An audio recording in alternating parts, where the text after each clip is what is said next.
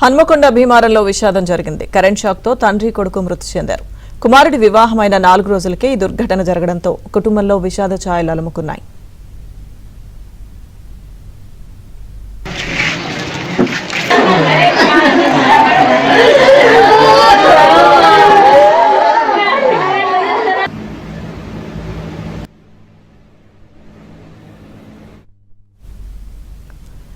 హన్మకొండ భీమారంలో విషాదం జరిగింది. Current shock తో తండ్రి కొడుకు మృతి చెందారు. కుమారుడి వివాహమైన 4 రోజులకే ఈ దుర్ఘటన జరగడంతో ఆ కుటుంబంలో విషాద ఛాయలు అలుముకున్నాయి.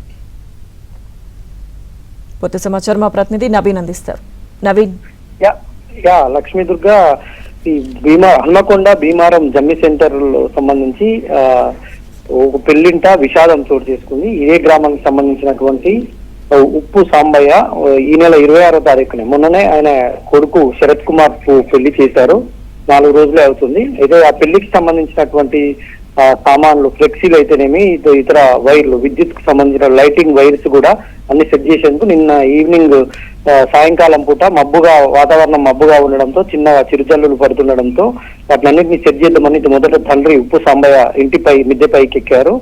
ఆయన కరెంట్ షాక్ తో కొట్టుకుంటుండగా వెంటనే ఆయనకు హార్ట్ స్ట్రోక్ వచ్చిందేమో అని అక్కడే ఉన్నటువంటి గమనించినటువంటి ఆయన కొడుకు శరత్ కుమార్ ఆయనకు హార్ట్ స్ట్రోక్ వచ్చిందని ఆయన ఛాతీని పట్టుకునేటువంటి ప్రయత్నం చేసి ఛాతీని అదిమేటువంటి ప్రయత్నం లోపల ఆయనకు కూడా విద్యుత్ షాక్ తగిలింది. దీంతో ఇద్దరు అక్కడికక్కడే చనిపోయారు. ఇది గమనించినటువంటి మరో బంధువు, ఆమె అప్పటికే విద్యుత్ షాక్ తగిలిందని తెలుసుకున్నటువంటి మరో బంధువు కట్టెతోటి ఆ విద్యుత్ వైర్ను పక్క కనడంతో ఆమె బతికిపోయింది. లేదంటే ఆమె కూడా ప్రాణం ఇట్లాంటి ప్రమాదం పొంచి ఉండేది.